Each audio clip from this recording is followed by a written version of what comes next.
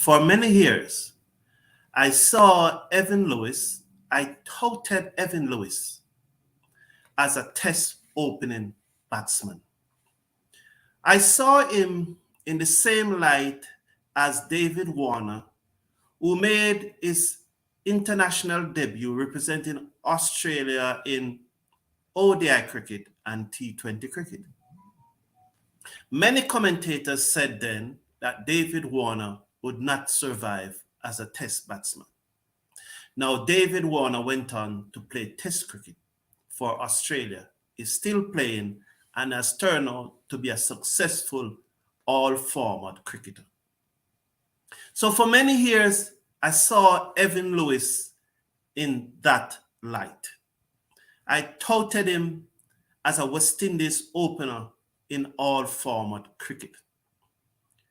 In T20 cricket, Evin Lewis averaged 30. Before this year World Cup, he was averaging 38. Evin Lewis have a strike rate in T20 cricket of 151. In ODI cricket, his record is also outstanding, second only to Shai Hope, or some say Shai Hope. Second only to Shai Hope. His 37 average and 83 strike rate is second only to Shai Hope. While his average is lower than Shai Hope, his strike rate is higher. So I touted Evin Lewis to be a West Indies all-format player. When the IPL list came out, the short list came out, and I never saw Evin Lewis on that list, I became very concerned. I started to check the other T20 leagues around the world, and I'm not seeing Evin Lewis' name.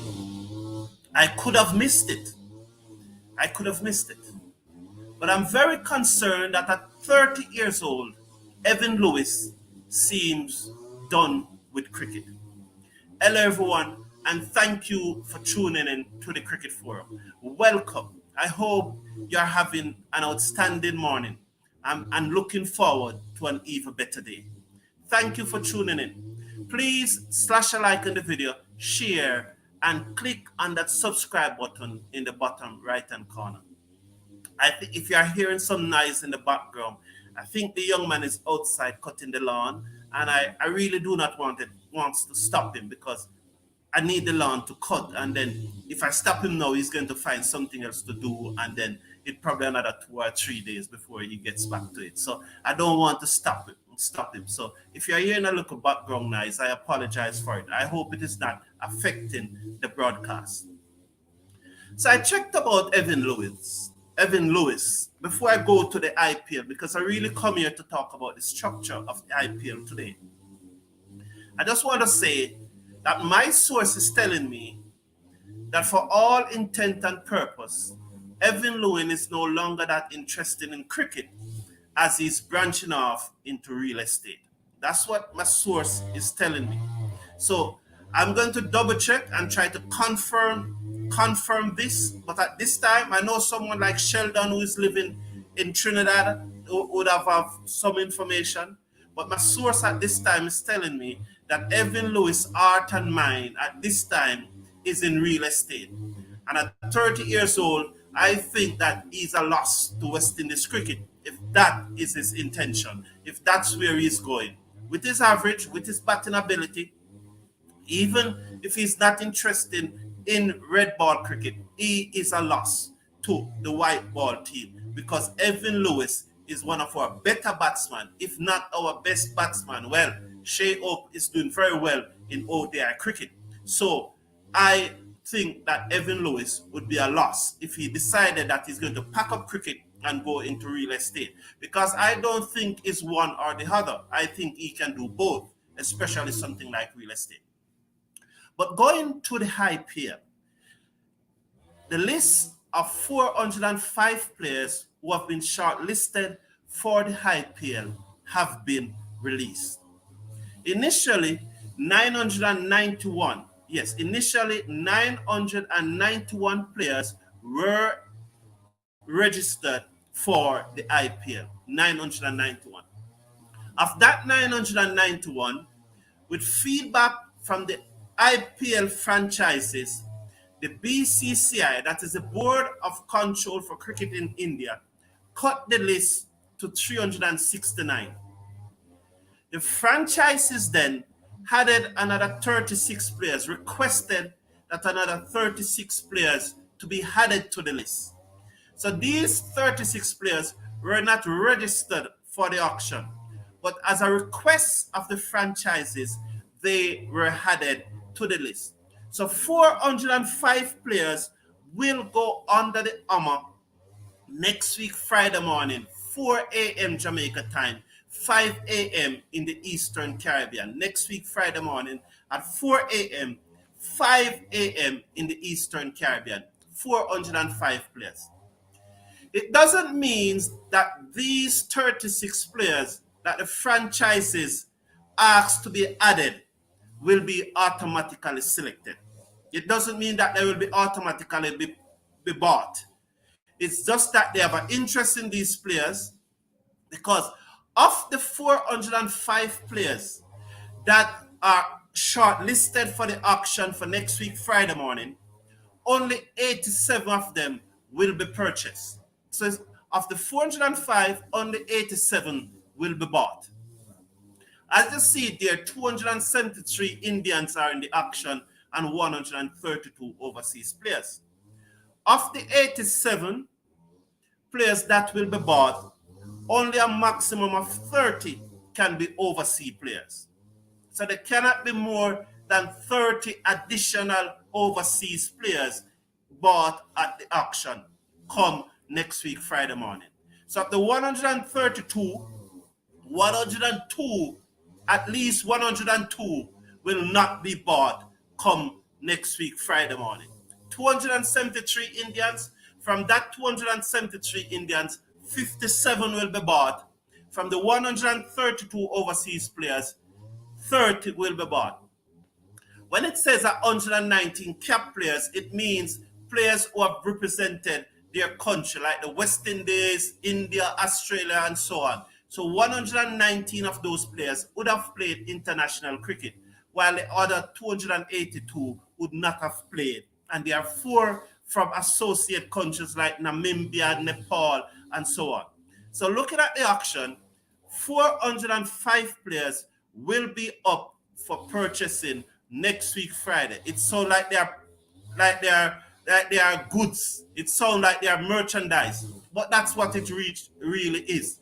They are up for board.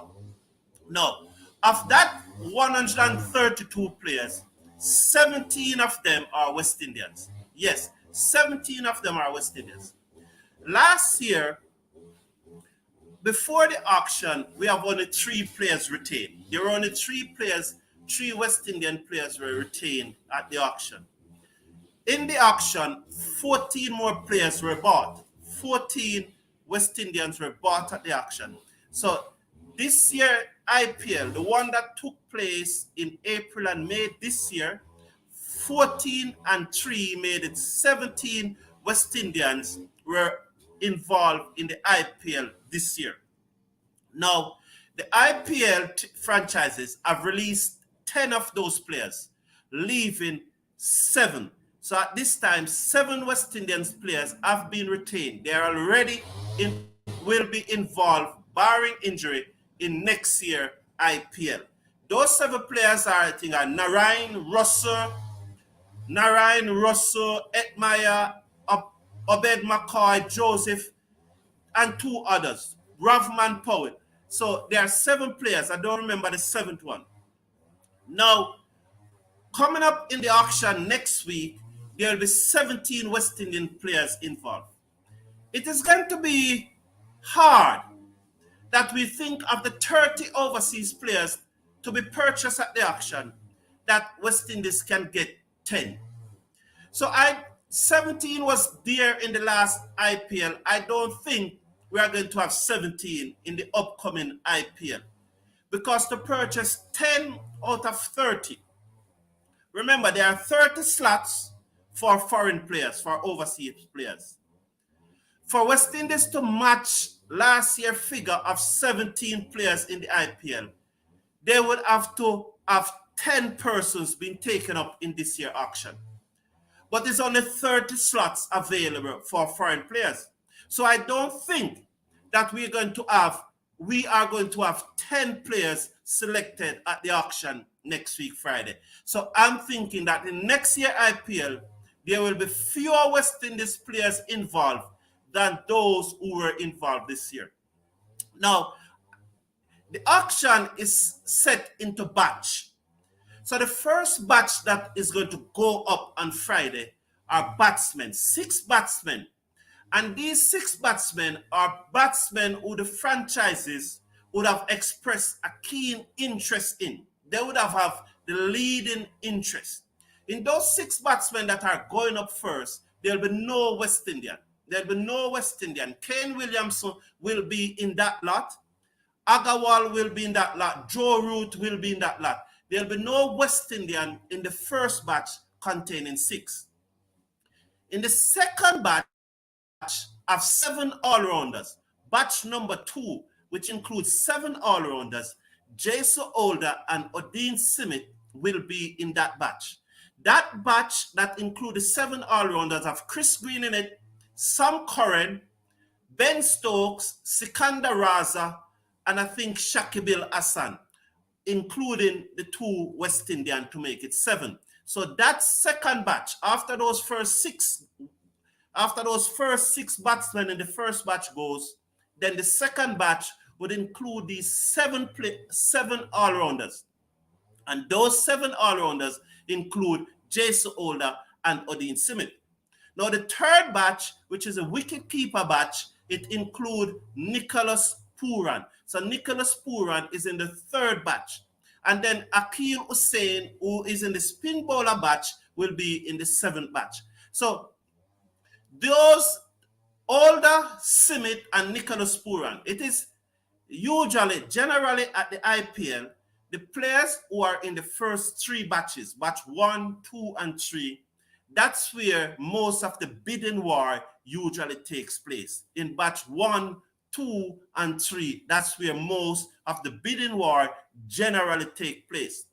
It doesn't mean that later on in the auction they can't be bidding war, but generally the bidding wars usually take place in batch 1, batch 2, and batch 3.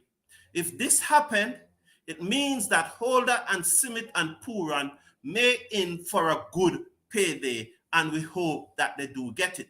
Hussain, who is in batch 5, and as you see the list there, I have the batch beside the numbers. If you look at batch 12, you have Romario Shepherd. You know, at batch 14, you have Johnson Charles, which is another wicket-keeping batch. Andre Fletcher and Shea Hope is in that wicket-keeping batch. So those are the list of 7 West Indian players. The other 6 West Indian players, and as you see the batch there, in batch 34 is Allen, Brathwaite, and so on. And finally in batch 37 is Roman Simmons. I think that although Roman Simmons is in batch 37, I think the Rajasthan Royals is going to buy both Roman Simmons and Rakeem Cornwall. I just think that the Rajasthan Royals are going to buy these 2 players. So there's a list of the 17 West Indians that are expected to take part in the IPL auction. We expect that Jason Older, he may not get the $1 million payday that he got in last year's tournament, he and Pooran. And Odin might not get the $650,000 payday he got in last year's auction.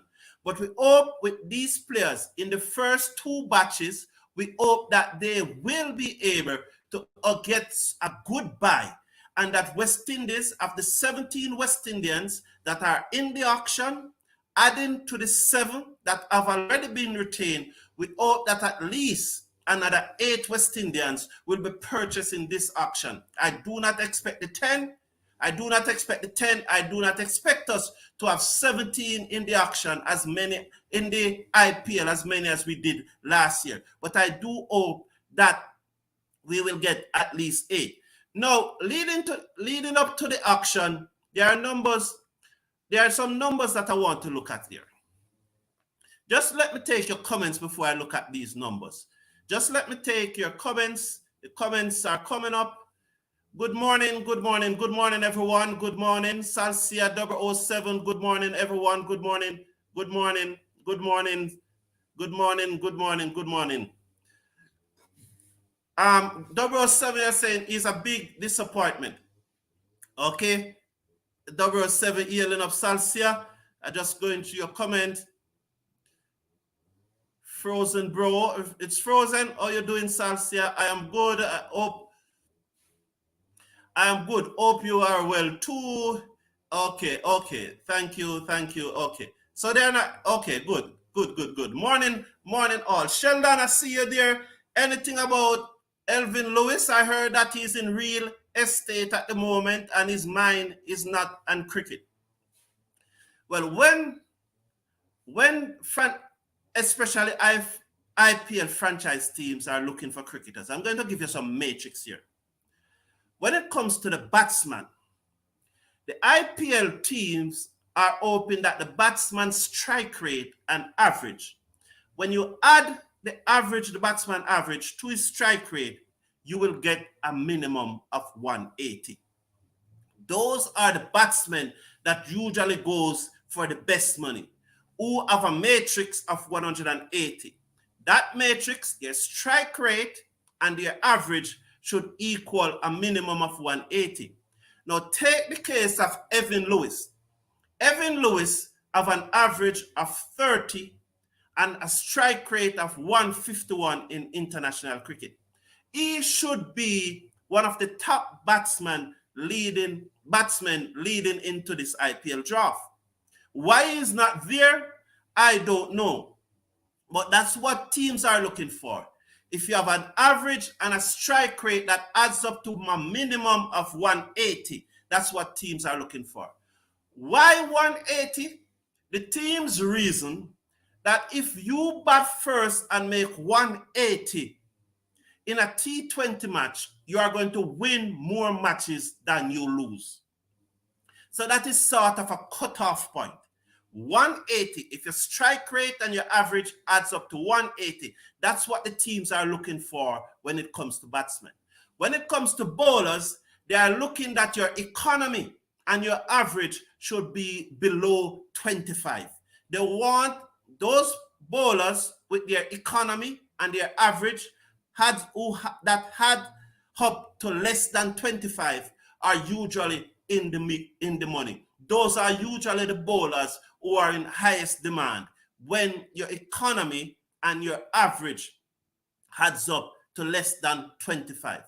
When it comes to the all-rounders, because they expect the all-rounders to bat at 7 and 8, and in T20 cricket, they do not expect them to be batting a large number of deliveries unless the top order collapse. But if the top order perform or they expected to perform, then the 7, 8, and the 9, where the all-rounders generally comes in, is they're going to face between 8 and 10 deliveries. And teams are looking for all-rounders who can get a 20 of those 8 and 10 deliveries. That's what they are looking for to bat at 7, 8, and 9. That's what the teams are looking for.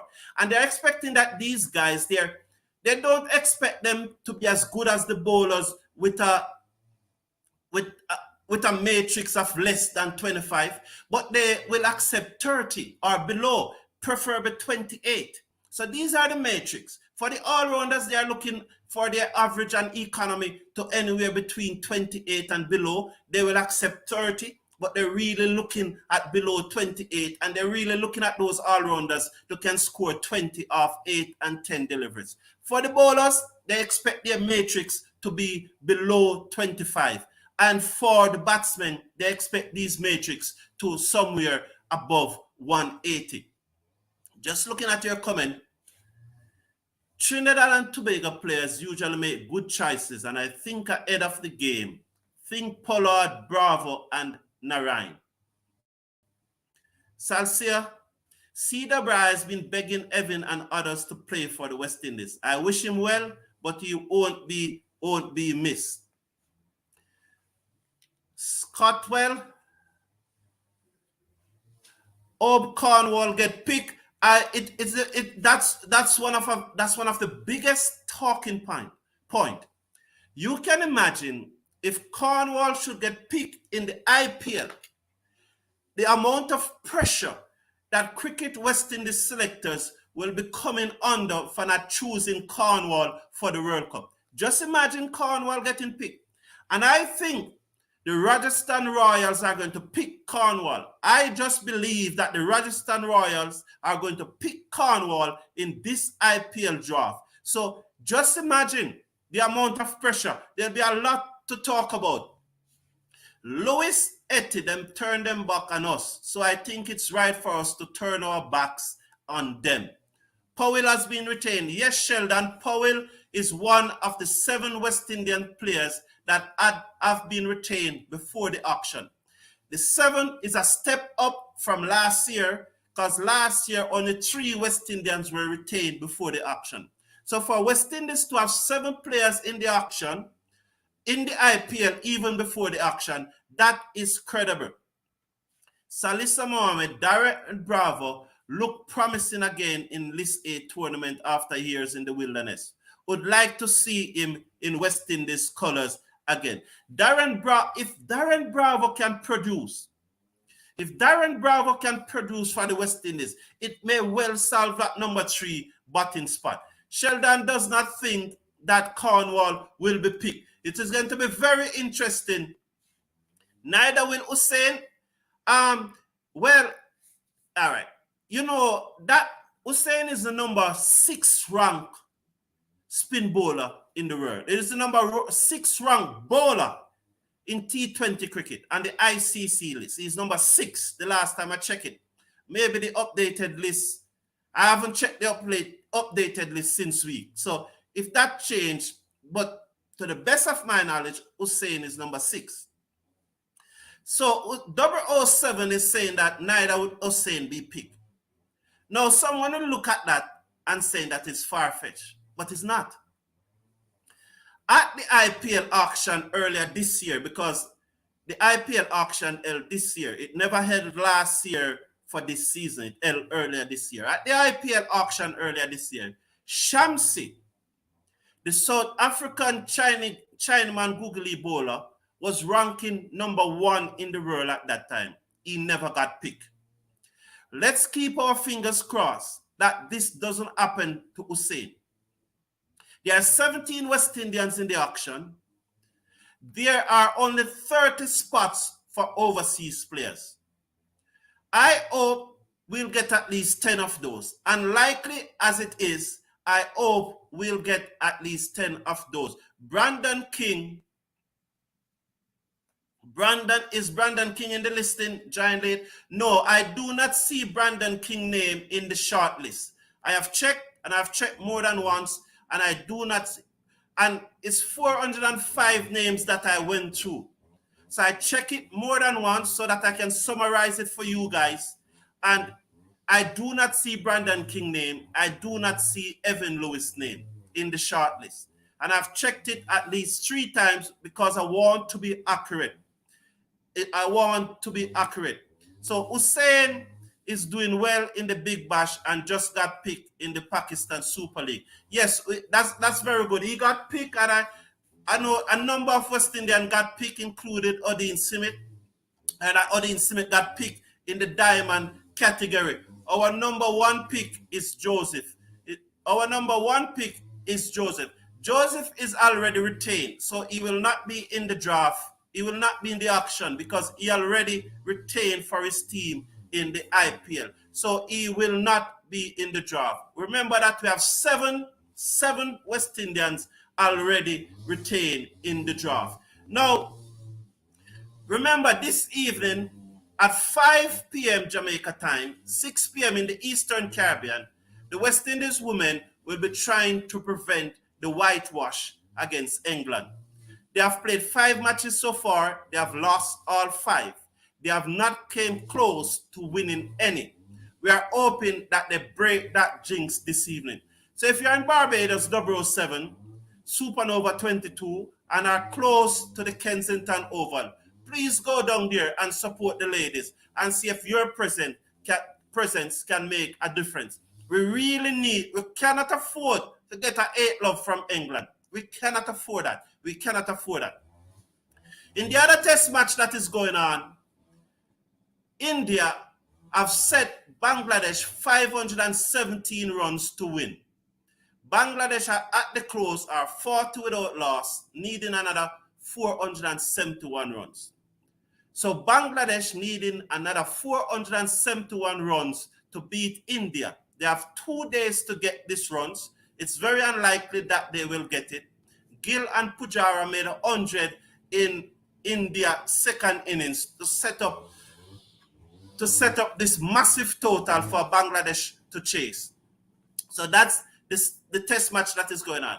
And tonight all hell broke loose at the Gabba at Brisbane in Australia, as Australia confront the South African pace attack.